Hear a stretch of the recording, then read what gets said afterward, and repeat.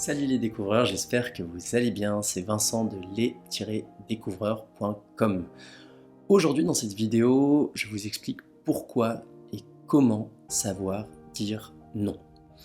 Le premier point, c'est de vous protéger, de protéger votre temps, de protéger votre énergie. C'est un peu comme dans l'avion, on va vous demander de mettre un masque pour respirer si l'avion se crache avant de vous occuper des autres.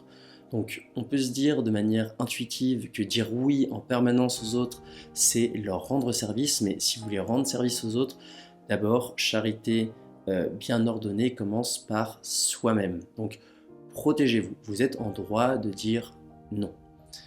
Le deuxième point hyper important dans savoir dire non, c'est que finalement, vous respectez la demande. Savoir dire non à quelqu'un, c'est aussi lui dire, écoute, ta demande est évidemment valable, elle va me demander du temps, de l'énergie, le fait par exemple d'être de bonne humeur, je respecte ta demande, je veux bien le faire, et là, en l'état, au moment où tu me le demandes, ce n'est pas possible. Donc c'est aussi faire preuve d'égard pour la demande qu'on vous fait. Le troisième point, ça va être d'expliquer pourquoi. À partir du moment où vous expliquez pourquoi, voilà, je suis fatigué, tout simplement, je ne veux pas, vous avez le droit de ne pas vouloir, la personne va comprendre et sûrement le prendre, moi personnellement, et pas personnellement du tout, en tout cas, c'est l'objectif.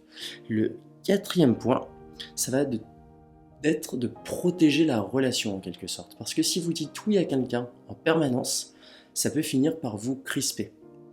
C'est-à-dire que vous allez faire les choses pour cette personne, mais vous dire dans votre tête, dans votre fort intérieur, ouais, elle ou il est pénible à me faire toujours ses demandes et vous faites l'effort, et finalement vous le faites à contre-cœur. Il faut que l'intention soit là, et au moyen long terme, ça peut un peu dégrader ce que vous allez penser de cette personne.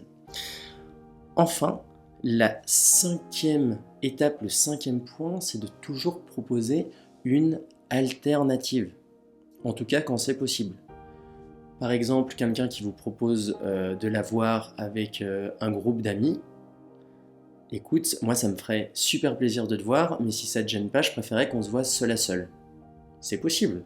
Finalement, vous dites non à la proposition, mais vous proposez une autre solution. Vous n'êtes pas dans la destruction de ce qu'on vous propose. Vous pouvez proposer un autre moment, un autre lieu, peu importe. Il y a 36 façons d'adapter la demande à quelque chose qui vous plairait un peu plus.